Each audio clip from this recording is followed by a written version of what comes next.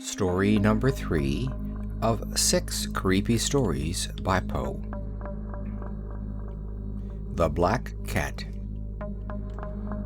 For the most wild yet most homely narrative which I am about to pen, I neither expect nor solicit belief. Mad indeed would I be to expect it, in a case where my very senses reject their own evidence. Yet mad am I not, and very surely do I not dream. But tomorrow I die, and today I would unburthen my soul. My immediate purpose is to place before the world, plainly, succinctly, and without comment, a series of mere household events. In their consequences, these events have terrified, have tortured, have destroyed me.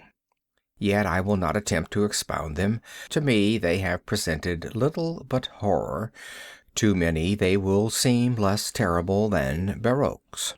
Hereafter, perhaps, some intellect may be found which will reduce my phantasm to the commonplace, some intellect more calm, more logical, and far less excitable than my own, which will perceive in the circumstances I detail with awe nothing more than an ordinary succession of very natural causes and effects. From my infancy I was noted for the docility and humanity of my disposition. My tenderness of heart was even so conspicuous as to make me the jest of my companions. I was especially fond of animals, and was indulged by my parents with a great variety of pets. With these I spent most of my time, and never was so happy as when feeding and caressing them. This peculiarity of character grew with my growth, and in my manhood I derived from it one of my principal sources of pleasure. To those who have cherished an affection for a faithful and sagacious dog, I need hardly be at the trouble of explaining the nature or the intensity of the gratification thus derivable. There is something in the unselfish and self-sacrificing love of a brute which goes directly to the heart of him who has had frequent occasion to test the paltry friendship and gossamer fidelity of mere man. I married early, and was happy to find in my wife a disposition not uncongenial with my own. Observing my partiality for domestic pets, she lost no opportunity of procuring those of the most agreeable kind. We had birds, goldfish, a fine dog, rabbits, a small monkey, and a cat. This latter was a remarkably large and beautiful animal, entirely black, and sagacious to an astonishing degree. In speaking of his intelligence, my wife, who at heart was not a little tinctured with superstition, made frequent allusion to the ancient popular notion which regarded all black cats as witches in disguise. Not that she was ever serious upon this point, and I mention the matter at all for no better reason than that it happens just now to be remembered. Pluto, this was the cat's name, was my favorite pet and playmate. I alone fed him, and he attended me wherever I went about the house. It was even with difficulty that I could prevent him from following me through the streets. Our friendship lasted in this manner for several years, during which my general temperament and character, through the instrumentality of the fiend intemperance, had, I blush to confess it, experienced a radical alteration for the worse. I grew, day by day, more moody, more irritable, more regardless of the feelings of others. I suffered myself to use intemperate language to my wife. At length I even offered her personal violence. My pets, of course, were made to feel the change in my disposition. I not only neglected but ill-used them. For Pluto, however, I still retained sufficient regard to restrain me from maltreating him, as I made no scruple of maltreating the rabbits, the monkey, or even the dog, when by accident or through affection they came in my way. But my disease grew upon me, for what disease is like alcohol? And at length even Pluto, who was now becoming old and consequently somewhat peevish, even Pluto began to experience the effects of my ill temper. One night, returning home much intoxicated from one of my haunts about town, I fancied that the cat avoided my presence. I seized him when, in his fright at my violence, he inflicted a slight wound upon my hand with his teeth. The fury of a demon instantly possessed me. I knew myself no longer. My original soul seemed at once to take its flight from my body, and a more than fiendish malevolence, gin nurtured, thrilled every fibre of my frame. I took from my waistcoat pocket a penknife, opened it, grasped the poor beast by the throat, and deliberately cut one of its eyes from the socket. I blush, I burn, I shudder while I pen the damnable atrocity. When reason returned with the morning, when I had slept off the fumes of the night's debauch, I experienced a sentiment half of horror, half of remorse, for the crime of which I had been guilty, but it was at best a feeble and equivocal feeling, and the soul remained untouched. I again plunged into excess, and soon drowned in wine all memory of the deed. In the meantime the cat slowly recovered. The socket of the lost eye presented, it is true, a frightful appearance, but he no longer appeared to suffer any pain. He went about the house as usual, but, as might be expected, fled in extreme terror at my approach. I had so much of my old heart left as to be at first grieved by this evident dislike on the part of a creature which had once so loved me. But this feeling soon gave place to irritation, and then came, as if to my final and irrevocable overthrow, the spirit of perverseness. Of this spirit philosophy takes no account. Yet I am not more sure that my soul lives than I am that perverseness is one of the primitive impulses of the human heart, one of the indivisible primary faculties, or sentiments, which give direction to the character of man. Who has not 100 times found himself committing a vile or a silly action for no other reason than because he knows he should not? Have we not a perpetual inclination, in the teeth of our best judgment, to violate that which is law, merely because we understand it to be such? This spirit of perverseness, I say, came to my final overthrow. It was this unfathomable longing of the soul to vex itself, to offer violence to its own nature, to do wrong for the wrong's sake only, that urged me to continue and finally to consummate the injury I had inflicted upon the unoffending brute. One morning, in cool blood, I slipped a noose about its neck and hung it to the limb of a tree, hung it with the tears streaming from my eyes, and with the bitterest remorse at my heart, hung it because I knew that it had loved me, and because I felt it had given me no reason of offense, hung it because I knew that in so doing I was committing a sin, a deadly sin that would so jeopardize my immortal soul as to place it, if such a thing were possible, even beyond the reach of the infinite mercy of the most merciful and most terrible God. On the night of the day on which this cruel deed was done, I was aroused from sleep by the cry of fire. The curtains of my bed were in flames. The whole house was blazing. It was with great difficulty that my wife, a servant, and myself made our escape from the conflagration. The destruction was complete. My entire worldly wealth was swallowed up, and I resigned myself thenceforward to despair. I am above the weakness of seeking to establish a sequence of cause and effect between the disaster and the atrocity, but I am detailing a chain of facts, and wish not to leave even a possible link imperfect. On the day succeeding the fire, I visited the ruins. The walls, with one exception, had fallen in. The exception was found in a compartment wall, not very thick, which stood about the middle of the house, and against which had rested the head of my bed. The plastering had here, in great measure, resisted the action of the fire, a fact which I attributed to its having been recently spread. About this wall a dense crowd were collected, and many persons seemed to be examining a particular portion of it with very minute and eager attention.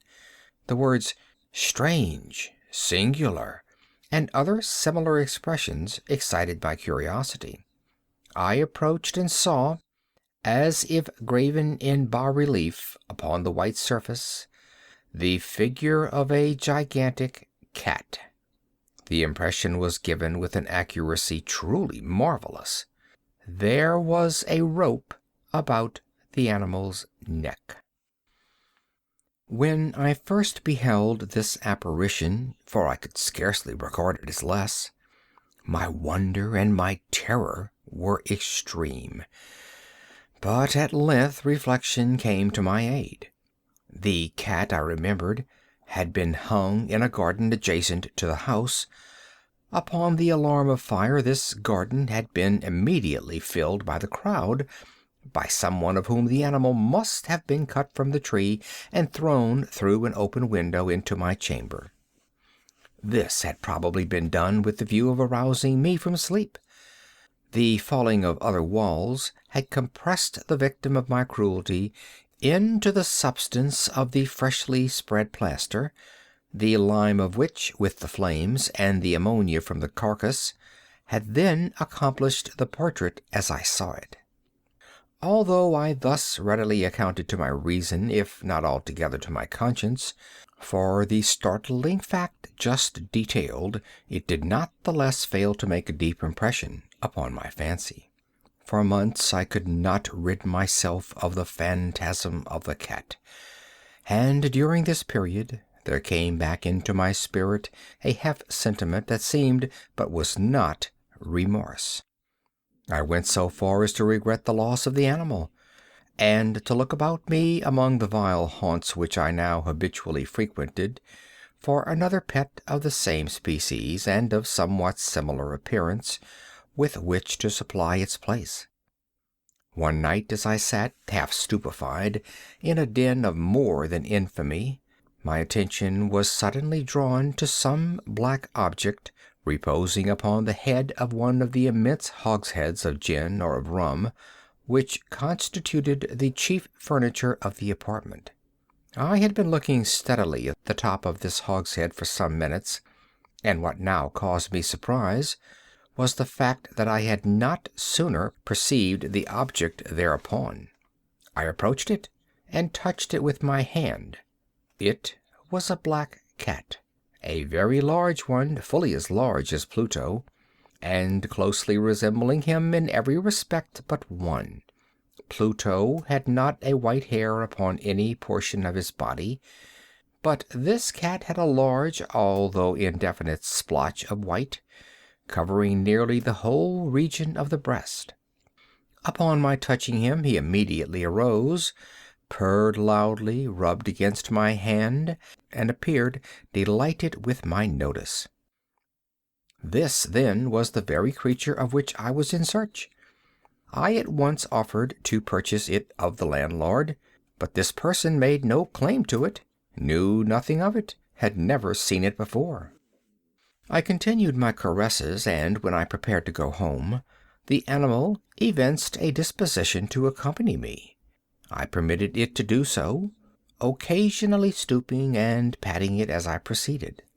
When it reached the house, it domesticated itself at once, and became immediately a great favorite with my wife. For my own part, I soon found a dislike to it arising within me. This was just the reverse of what I had anticipated, but I know not how or why it was. Its evident fondness for myself rather disgusted and annoyed. By slow degrees, these feelings of disgust and annoyance rose into the bitterness of hatred. I avoided the creature, a certain sense of shame and the remembrance of my former deed of cruelty preventing me from physically abusing it.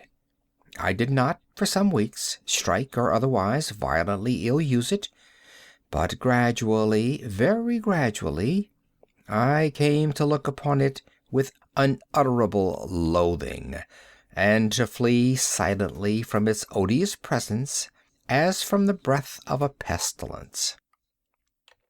What added, no doubt, to my hatred of the beast was the discovery, on the morning after I brought it home, that, like Pluto, it also had been deprived of one of its eyes. This circumstance, however, only endeared it to my wife, who, as I have already said, possessed, in a high degree, that humanity of feeling which had once been my distinguishing trait, and the source of many of my simplest and purest pleasures. With my aversion to this cat, however, its partiality for myself seemed to increase. It followed my footsteps with a pertinacity which it would be difficult to make the reader comprehend. Whenever I sat, it would crouch beneath my chair or spring upon my knees, covering me with its loathsome caresses. If I arose to walk, it would get between my feet and thus nearly throw me down, or, fastening its long and sharp claws in my dress, clamber in this manner to my breast. At such times, although I longed to destroy it with a blow, I was yet withheld from doing so, partly by a memory of my former crime, but chiefly, let me confess it at once, by absolute dread of the beast. This dread was not exactly a dread of physical evil, and yet I should be at a loss how otherwise to define it. I am almost ashamed to own, yes, even in this felon's cell, I am almost ashamed to own that the terror and horror with which the animal inspired me had been heightened by one of the merest chimeras it would be possible to conceive. My wife had called my attention more than once to the character of the mark of white hair of which I have spoken, and which constituted the sole visible difference between the strange beast and the one I had destroyed. The reader will remember that this mark, although large, had been originally very indefinite, but by slow degrees nearly imperceptible, and which for a long time my reason struggled to reject as fanciful, it had at length assumed a rigorous distinctness of outline. It was now the representation of an object that I shudder to name, and for this, above all, I loathed and dreaded, and would have rid myself of the monster had I dared. It was now, I say, the image of a hideous, of a ghastly thing, of the gallows. Oh, mournful and terrible engine of horror and of crime, of agony and of death! And now was I indeed wretched beyond the wretchedness of mere humanity, and a brute beast whose fellow I had contemptuously destroyed, a brute beast to work out for me, a man fashioned in the image of the high God, so much of insufferable woe. Alas! Neither by day or by night knew I the blessing of rest any more. During the former, the creature left me no moment alone, and in the latter I started hourly from dreams of unutterable fear to find the hot breath of the thing upon my face, and its vast weight, an incarnate nightmare that I had no power to shake off, incumbent eternally upon my heart.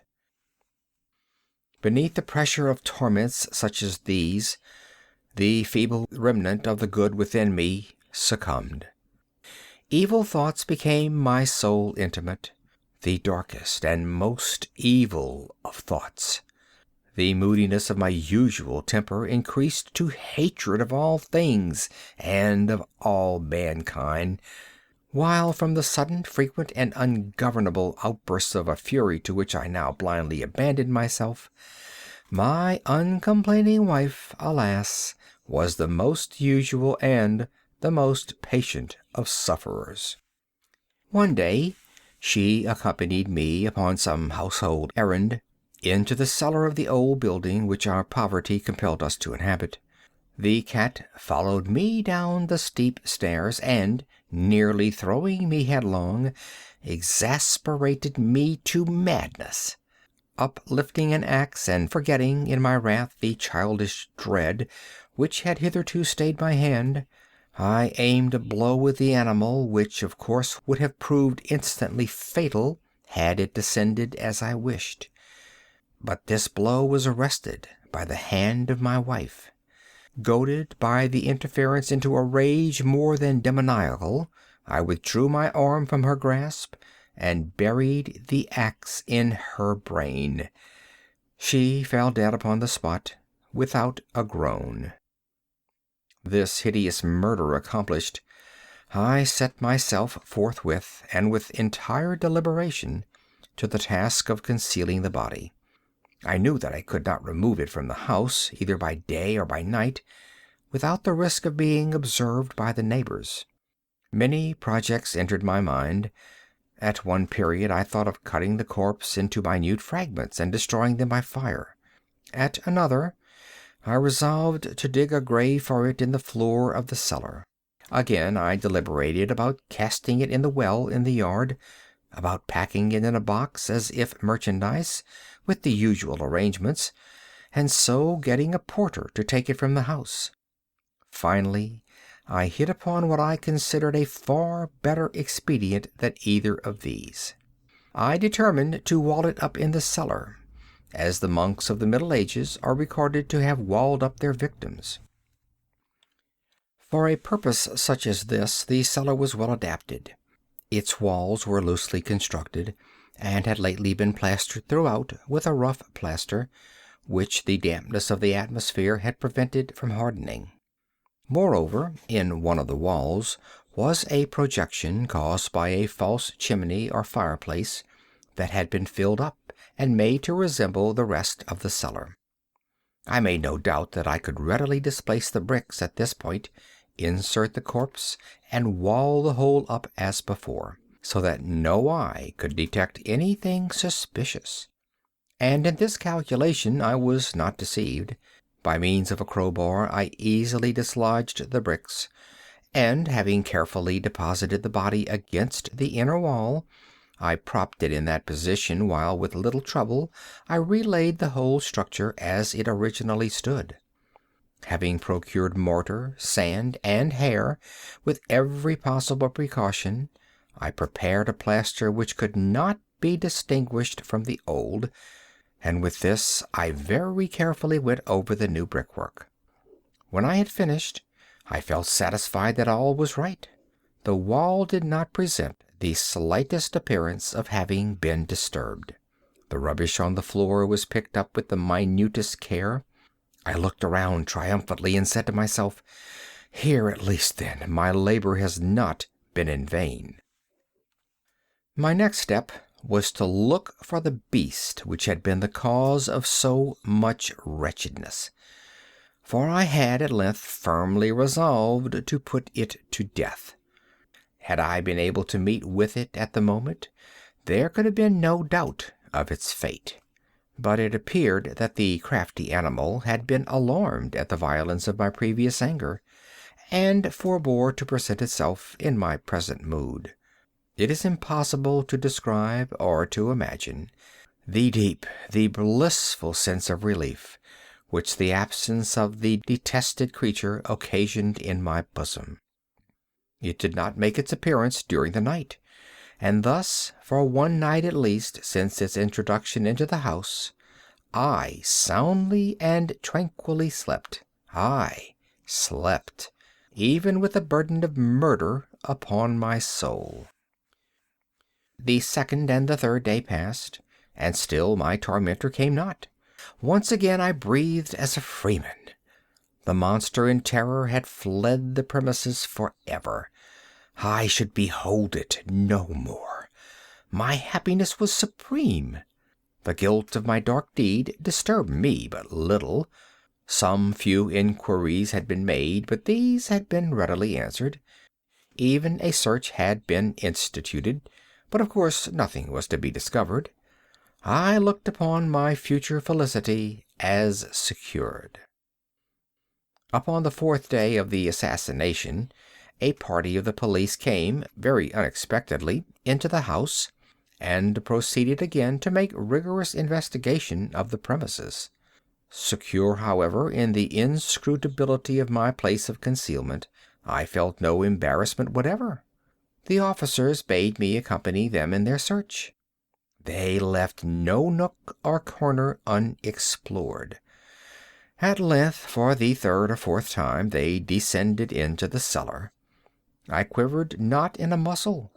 My heart beat calmly as that of one who slumbers in innocence. I walked the cellar from end to end. I folded my arms upon my bosom and roamed easily to and fro.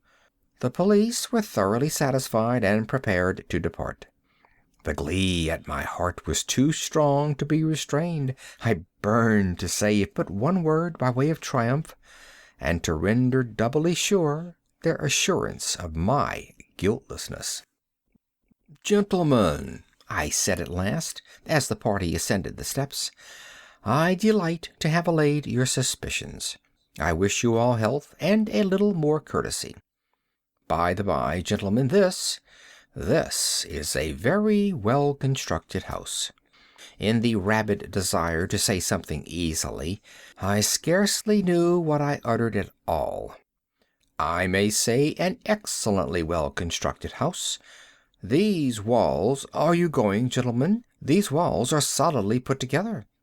And here, through the mere frenzy of bravado, I rapped heavily with a cane which I held in my hand, upon that very portion of the brickwork behind which stood the corpse of the wife of my bosom. But may God shield and deliver me from the fangs of the arch-fiend.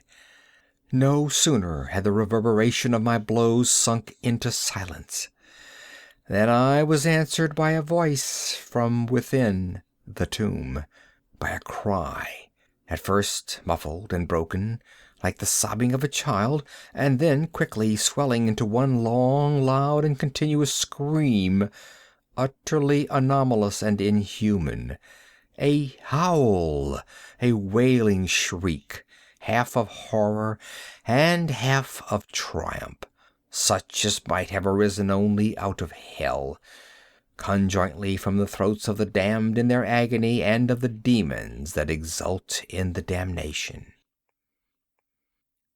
Of my own thoughts it is folly to speak. Swooning, I staggered to the opposite wall. For one instant the party upon the stairs remained motionless, through extremity of terror and of awe. In the next, a dozen stout arms were toiling at the wall. It fell bodily. The corpse, already greatly decayed and clotted with gore, stood erect before the eyes of the spectators.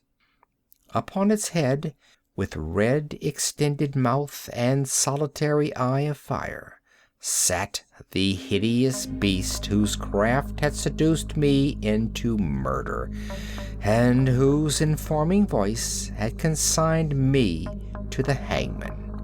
I had walled the monster up within the tomb. End of The Black Cat.